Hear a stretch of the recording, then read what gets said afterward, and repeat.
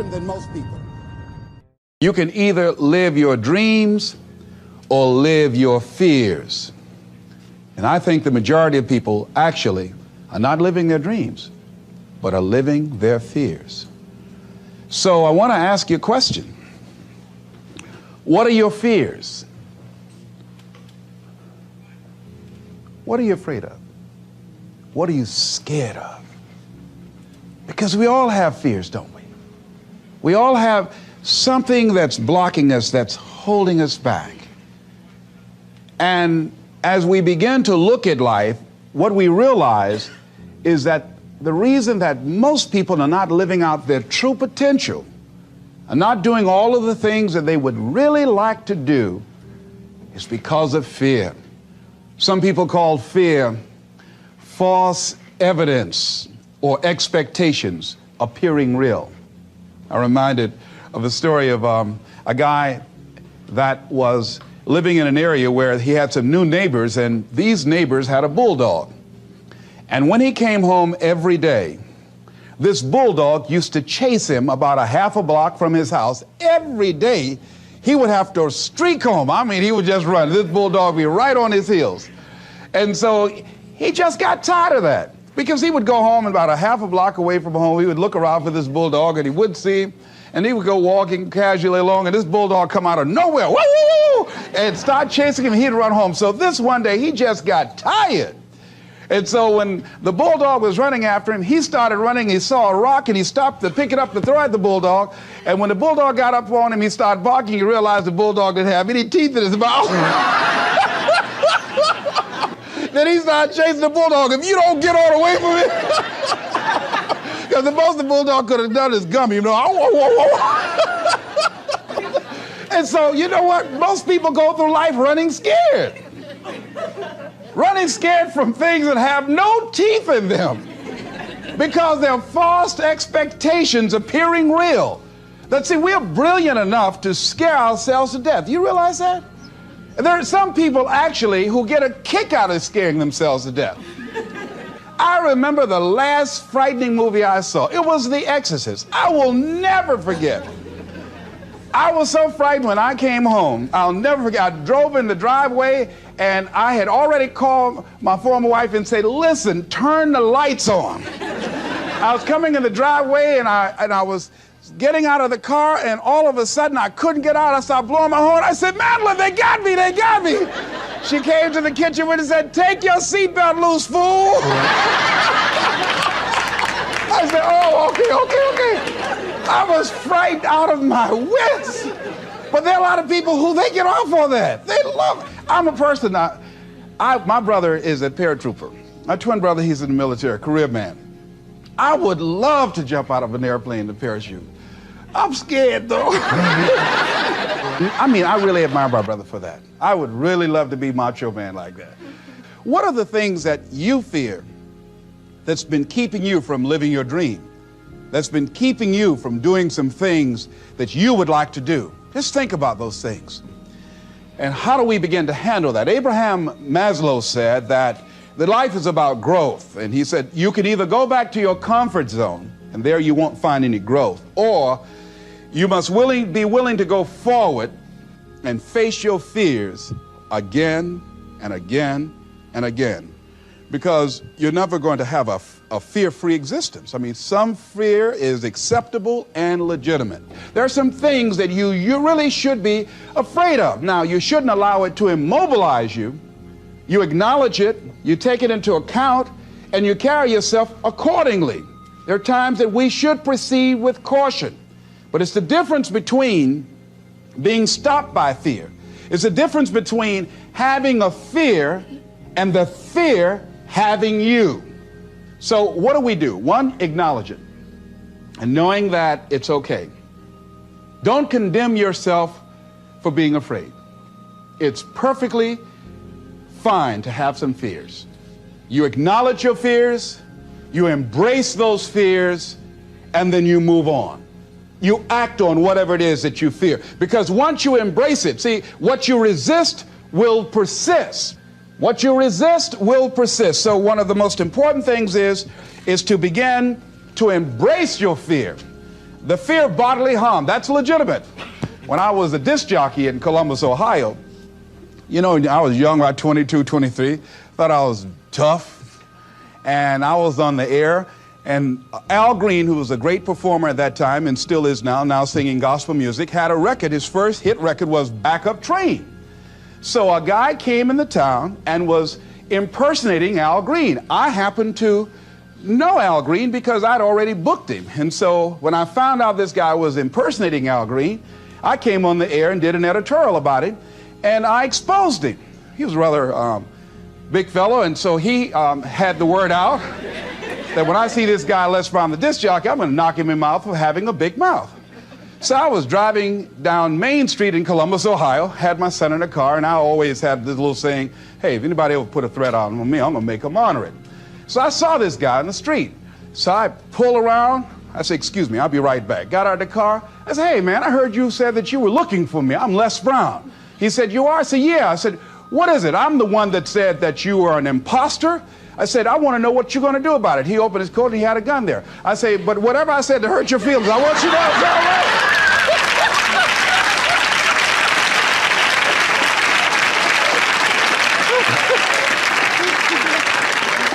Acknowledge your fears, carry yourself accordingly, and do what makes sense for you. Well, one major fear I've always had is a fear of the dentist. And this fear had me. I didn't have that fear. And what really reinforced it, you got to watch things that can feed your fear. I saw a movie that most people would not remember. This movie was starring Dustin Hoffman. It's called The Marathon Man, with Laurence Olivier. When he's trying to get a confession out of here. And he took this drill out.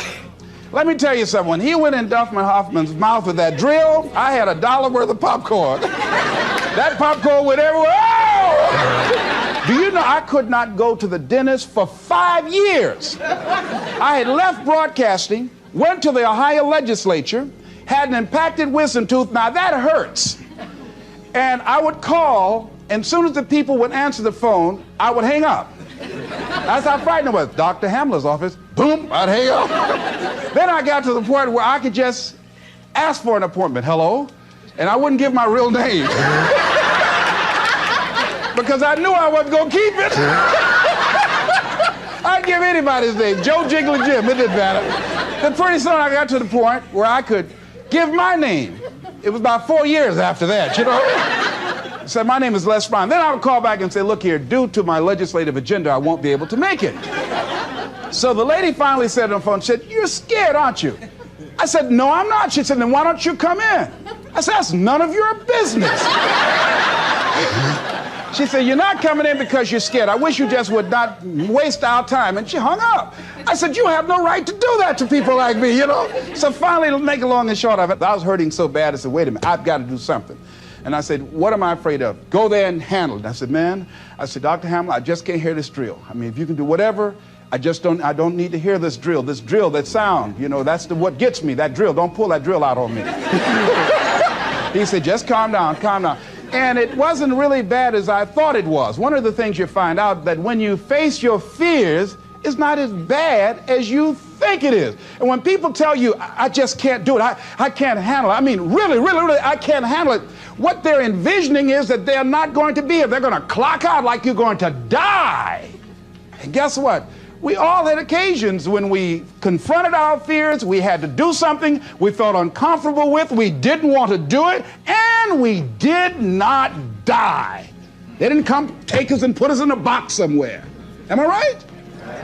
So what we've got to begin to do, how do we handle that? What's the process? Because it's all up in here. One, I think, is imagine the worst case scenario. I just imagine that he went in my mouth and with this drill, and that I just croaked out. Then I imagine, that's the worst case scenario. Then I had another technique I used. Visualize yourself being more than able and capable of handling it. And I used to have a tremendous inferiority complex about speaking before people that I felt who had more going for them than I did. Because I'm not college trained, I used to feel that college people were the most intelligent people on the planet. And there was nothing I had to say for them. And what will they listen to me for? That's the way I felt. And so I had to visualize myself speaking before them, speaking before various audiences that had more going for them than I did, and realize and appreciate my own value and that I was a worthwhile person, even though I didn't have all going for me. I didn't have the money, I didn't have the education that they had. So part of the process is seeing yourself, being worthy, being capable, having what you need to make you a worthwhile person, and that you're more than able, and that you deserve to be listened to, or you deserve to have that dream and that passion and whatever it is that you see and envision there. You've got to see it in your mind's eye and know that you've got what it takes. Repeat after me, please. I must see in my mind's eye. See myself. Confronting my fears. Handling my fears. I'm more than able. Shake somebody's hand on your right and left and say, you got the right stuff.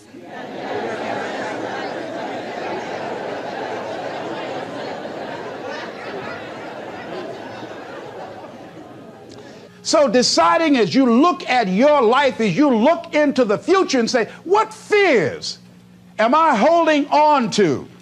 What fears that I'm allowing to imprison me, that's keeping me from breaking out, that's keeping me from living up to my true potential, that's keeping me from really being happy, that's keeping me from having a sense of adventure and excitement in my life?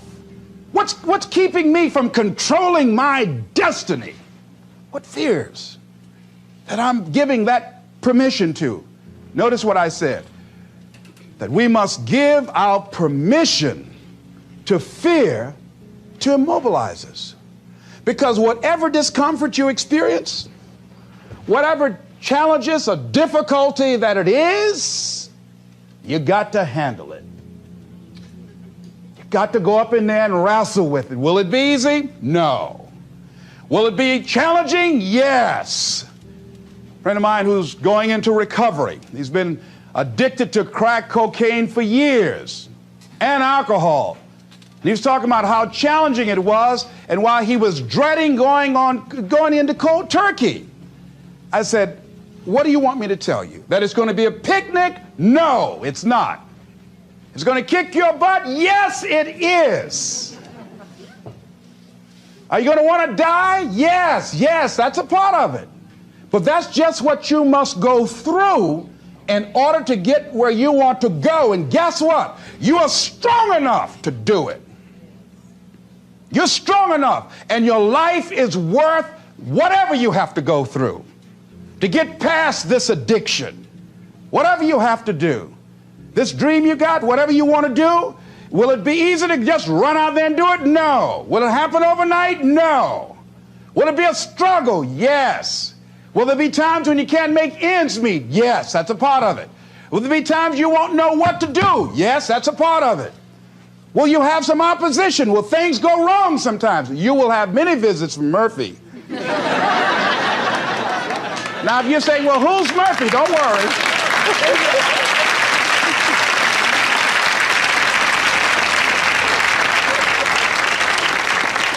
Somebody must have told us someplace along the line, I don't know where, but somebody must have told people, oh, life is going to be real easy. No. If they told you that, I've got a special announcement. They lied. I'll never forget, I had a special piece of legislation I wanted to get passed, and I said to a guy, I said, look here, can I count on your vote? He said, yes. And look here, if I can't count on it, let me know there's another guy that owes me a chip, and I can call on that. And I won't need your vote, but I do need it. If you say you're going to do it, do it.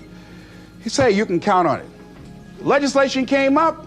He voted against my bill. My bill passed. I went back to him and said, hey, I told you I needed the vote, but if you couldn't give it up, let me know. I would get somebody else. I said, why did you tell me? He said, I lied. I was in shock. How many of you that life just wore you out? That you didn't expect that? You thought you'd go to school, get good grades, get a job, and you came out here and you'd be able to get a job and live happily ever after, and you say, they lied. Yes, they did. They never told me, you know that song said, Mama told me there'll be days like this. They didn't even tell us that. Isn't that something about life is challenging? I mean, it's some stuff you get out here, you didn't read it in a book nowhere. Didn't nobody warn you that it was going to come down on you like this. That's called life. There are all kind of challenges like that. So what's the next piece is that you accept yourself, then you accept the fear as a fact and not a force. See, when you accept yourself and you accept fear as a fact, that means that it's something that happens. It's something that you're going to experience, but it is not a force to hold you back. It doesn't have any special power other than that you give it. So you accept the fact that you are afraid, and then you move on anyhow. You move on past it, and you do whatever you've got to do. I was at a big motivational rally for a gentleman by the name of Dexter Yeager down in the Carolinas. I was standing backstage, and I had to go out. I was the last speaker on the program. It's the first time I'd been in a stadium of this size, over 10,000 people. You couldn't see the people because the lights are just blaring in your eyes, called Free Enterprise Day. I was afraid. My heart was beating fast. I was just pacing back and forth. And Dexter said, "Are you all right?" I said, "Yeah." "Yeah, I'm all right." So I said, "Wait a minute, just calm down. Calm yourself. Hold a minute, hold it. It's all right, Les. It's all right. All right. Just be as scared as you can be." See, that's why I say embrace that fear. Just try and see how scared you can really get. And start breathing deep. So the guy came back and said, "Are you about to die or something?" I said, "No, I'm fine." But after I started embracing it and trying to make myself as afraid as I can get and imagine what's the worst thing that I could go out there and do, my mind go blank and I fade on stage, that's the longer they gave me my check.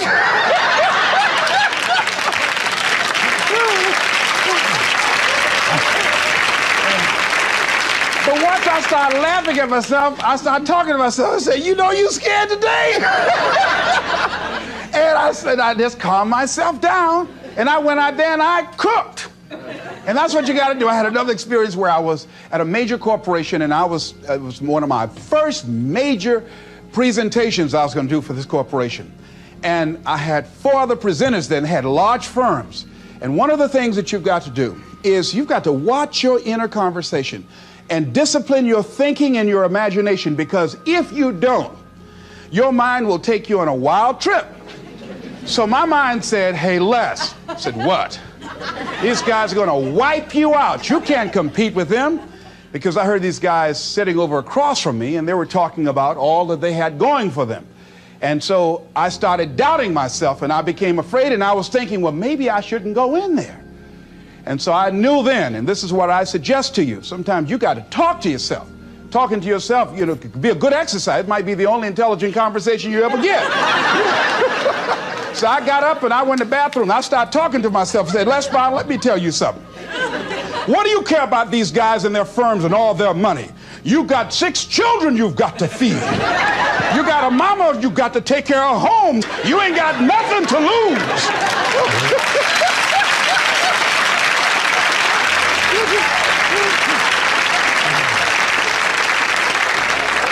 I went in that room and looked at those people. I said, "Don't you do nothing till you hear from me." And I got that contract too. You gotta do that. So when you have your lower self talking to you, telling you what you can't do, part of what you've got to do is be your own motivator. And you can't talk casually to yourself. You can't stand around and say, "Now, you must calm down now." No, that subconscious mind won't hear that. You've got to have a good conversation to yourself. Hey, and answer yourself too. Don't pay these people any attention. You answer yourself. "Hey, what you gonna do?" "I'm going there and get off." "All right, very good. Go in there and take care of business." You've got to talk to yourself, and you build yourself up, and you'll feel your energy level coming up, and people will feel that around you. See, now, if you go through life being afraid, people can sense that. They can pick up that fear. So that's why you've got to stand up inside yourself. I'm reminded of the little boy that was on a bus, and some bigger fellows were picking at him, you know? And so he wanted to move from by them. They were thumping him on the head. And so he stood up just to get from by them, and they would push him back down. And he would stand up again. They push him back down. And he stood up again. They pushed him down, held him down. He said, "You might hold me down, but I'm standing up inside myself." And that's what you got to do in life. See, when you are not filling your life with the things that you are capable of doing. See, we all have some stuff that we've been given. And I don't think that it's optional for us to sit on what we have. See, if you're sitting on what you have, what you've been given, and I think everybody's been given something to bring to the planet, that only you can do that, only you can perform that, only you can initiate that activity. And if you don't do that, if you're not filling in your life with your life work or your mission, then there are gaps in your life.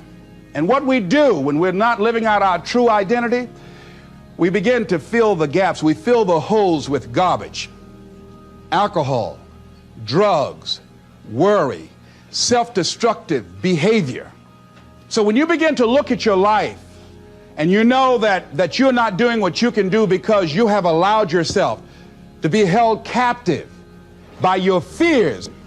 Now, when you don't have a true appreciation and acceptance for who you are, and you allow yourself to be immobilized by fear, what happens in the process is that you begin to abuse yourself. You begin to sabotage your life, you begin to sabotage your dreams, you begin to unconsciously work against yourself. You become your own worst enemy. So what do you do about that? Well, you begin to realize that your dream and your gifts have so much meaning and so much value for you till your hunger for them will begin to push you past the fear. Your hunger to have them will give you a special drive. As you work on yourself, as you begin to acknowledge your true identity, the true power that you have, the true capacity you have to bring about change, the miracle working power that you have within yourself to do the things that you want to do. When you take them on, I'm reminded of a man who, this gentleman was doing a special study of a special tribe in Africa, headhunters. And he had difficulty in developing a relationship with these tribesmen because of the fact that he had fear. He had fear they were going to take his head. I tell you, all fears aren't bad. That was a legitimate fear. That was a good fear to give you a headache. So he worked there for a long time with no effort, no progress in developing a relationship and rapport and being able to achieve a level of trust. So finally one night while he was in bed, he was thinking about it. I said, what is it that you came here to do? What is your life work as a missionary? He said, I wanted to study these tribesmen. I said, what's the worst thing that they can do to you? Kill you. And he just decided, hey, this is what I came here to do. I know that there's some risk involved, and I'm going to do it, come what may. He said, I'm not going to be afraid anymore. He went back the next day, and he started doing the work and trying to talk to and interview many of the members of this tribe. And they began to respond to him. They threw out the welcome mat to him. And years later, when people came to see what his progress was, they asked him, how were you able to do this? How did you convert the relationship from being hostile to that of being positive? And he said something I think has value for all of us. He said, when life can no longer threaten you with death, he said, what else is there? What else is there? And the majority of the fears that we have are not life or death fears. They're not those kind of fears. But through our imagination, we blow them out of proportion and we give them more power than they actually have or deserve, and we permit them to govern our lives. We permit them to determine how far we can stretch out on our dreams and discovering our stuff. And as we begin to look at ourselves and begin to, wait a minute, just getting to the point as you assess yourself and begin to prove yourself and just say, wait, hold a minute. I've been sweating this out. What's the worst thing that can happen to me on this? Will it kill me? Will I die? Why am I going through all of these changes over this? How much power does this really have? And am I the one that's feeding the power into it? See, a lot of times we allow ourselves to be fed and to be programmed into being afraid. I mean, you watch the news and read the newspaper, you'll be scared to come out the house. Am I right? You'd be afraid. So what kinds of things, what kinds of thoughts are you feeding your consciousness? What kind of things are you putting in your mind that will enable you to either move forward or to justify why you're staying where you are? Another piece that I look at, that when I finally decided that I was going to go to the dentist, the pain was so great, I couldn't hold out any longer. All of a sudden, the fear didn't matter. I can't but take me. Now, some people need fear, you know. I have a friend that we told him, hey, man, you know, you need to lose some weight. You're getting overweight and out of shape, and at our age, we need to have a regular program. And Bud said, man, I've been fat since I was a little boy. I'm big bone. I've never seen a fat skeleton, though, you know. Well, Bud became ill. How many of you ever seen a fat skeleton? Raise your hand. I know, all right. Bud became ill, passed out, and I was there, and the doctor was talking to him. And Bud, I think, was going to go right back to same old eating habits and doing everything. You know, they said, look here, you are a diabetic. He said, now, here's some of the side effects. You know, you could go blind, you can become an amputee. None of that touched him. He said, you can become impotent. He said, what did you say? Bud has lost weight. He exercises every day. He's into body sculpturing. 48 years young. He looks great. I can't believe it. But just that one statement made all the difference in the world. Bud is a new man today. So what is it that has to happen to you? Some people don't take corrective measures to improve their health until they get a pronouncement that they're about to die. Then they start, okay, all right, I'm ready to do whatever you want me to do. But they won't do that. They can see people dropping off like flies around them. Well, that's them. You got to go from something. We go through life really blocking ourselves constantly. And fear is one of the greatest instruments that we could use to stifle our true potential. When you begin to look at your life, you can decide to use fear as a blocker, or you can decide to use it as building blocks. That you decide, hey, look here, I'm going to move in this direction. I'm not going to allow anything to stop me from doing what I want to do. Shake somebody's hand on your right and left and say, I'm unstoppable.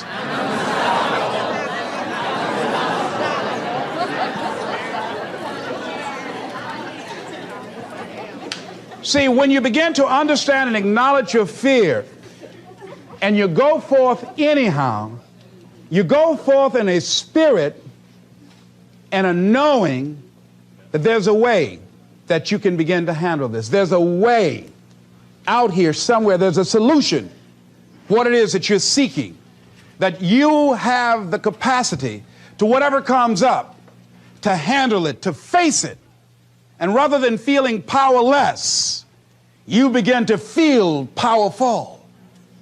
See, when all of the major downsizings that are taking place around this country, there are a lot of people who are biting their fingers in fear that they might lose their jobs.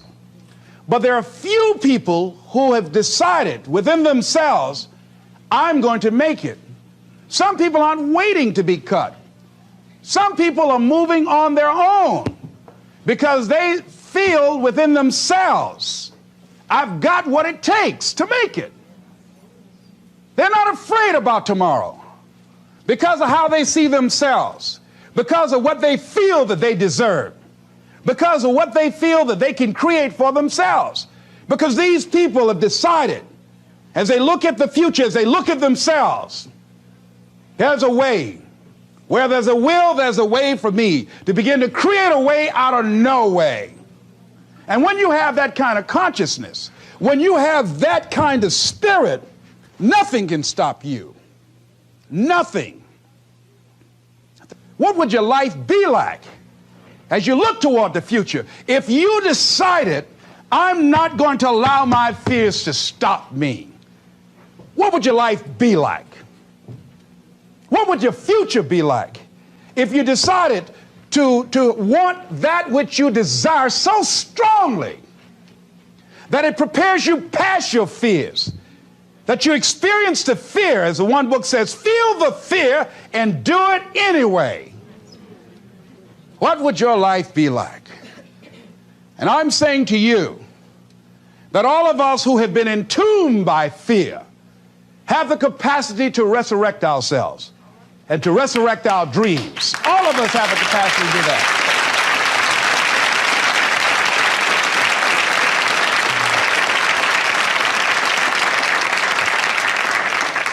And you have, is it easy? No. It's not easy. Can I do it? Yes. What's one of the ways to get started? Some of us need somebody to hold our hands. Sometimes we need somebody to help us out. Be willing to say, I don't know. Be willing to reach out. Be willing to get some assistance to take you to the next level. One great athlete, you never expect boxers to make profound statements. I think it was Joe Frazier who said this one. He says, all of us are like the blind man at some point in our lives standing on the corner, waiting for somebody to lead us across. See, all of us at some point in our lives need some help, need someone to reach out to us, to throw out the lifeline, to help us go across some treacherous waters that we couldn't navigate by ourselves. None of us do it by ourselves. All of us at some point of our lives. We need that kind of help. We need that kind of assistance because we grow from the people we have in our lives that can enrich our lives personally, professionally, spiritually, and all the dimensions of our lives. We don't grow in a vacuum. So as you look at yourself, what are the fears you have that maybe you need some help in strengthening yourself in that area? As you assess your strengths and your weaknesses, as you begin to approve yourself and your passions and your dreams and your goals and the things that you want, if you decide to experience all of your true potential, as you decide to manifest all of your greatness, as you decide, wait a minute, what else is available to me out here if I decided to experience the fear of rejection, the fear of no, the fear of failure, the fear of standing by myself? What else is available? Of taking a chance, a fear of losing it all. What else is available to me that will bring some extra meaning and value? The fear of people not liking me. You know how many people do things they don't want to do because they want everybody to like them? Everybody's not going to like you. Excuse me, special announcement. Everybody's not going to like you. No, it's just not that kind of world. But you know, there are a lot of people who won't take positions on issues, who won't take a stand for things they believe in, who won't speak up for themselves because they don't want to make anybody mad. Oh, it was Bill Cosby. He said, I don't know what the secret of success is. He said, but here's what I know what the secret of failure is. He said, trying to please everybody. You can't please everybody. But there are people who have the fear of rocking the boat. So they just go alone in life. Just go alone. Well, how do you feel? Well, I don't really want to say. How many of you know people like that? Raise your hand. These people aren't living life. They're not truly experiencing life. What do you really want to do? Well, I don't like this, but I guess I'll go ahead on and do it. No. The life is too short for that. Too short and unpredictable, moseying through. Not trying to disturb anything, not trying to shake anything up, not trying to make any waves. You see, there are some people who come through the universe and their level of contribution and the level of energy they manifest is so small, so inconspicuous that when they go, you won't even know they left. I mean, there are people who die on jobs and you say, hey, where's John? Oh, John's been dead 6 months. You're kidding. No. Is that right? Yeah. I didn't know. Why didn't somebody say, well, I guess we didn't miss him. But there's some people, because of their personality, because of their contribution, because of the investment of their time and their energy and the impact they have there, that when they go, everybody will miss them.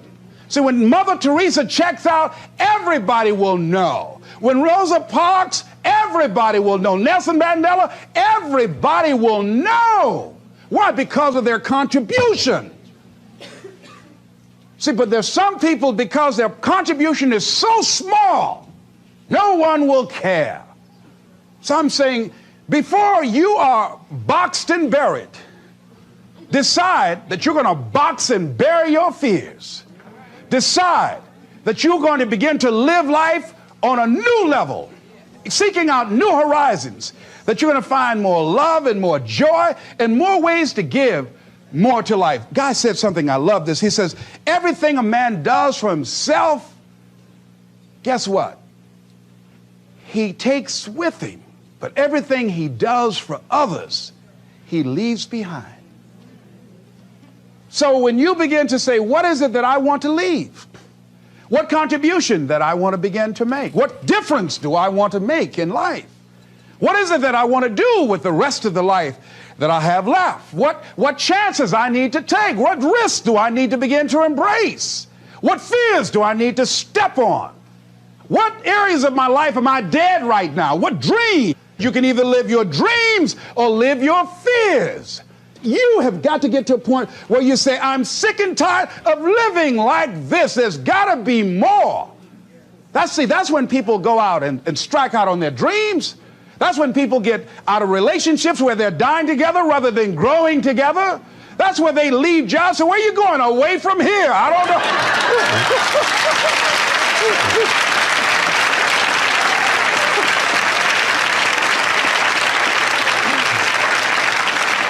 Do you have another job? No, I don't.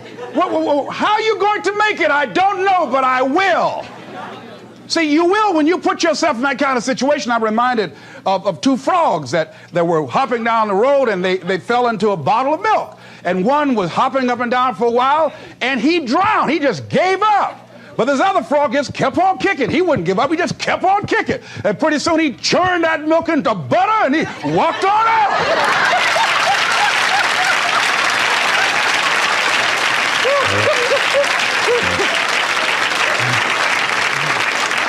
So I'm saying, when life catches you by the neck and blind slap you, whap and knock you down, I said, just keep on kicking, and you can kick on out of those circumstances, whatever they are, not be intimidated by them.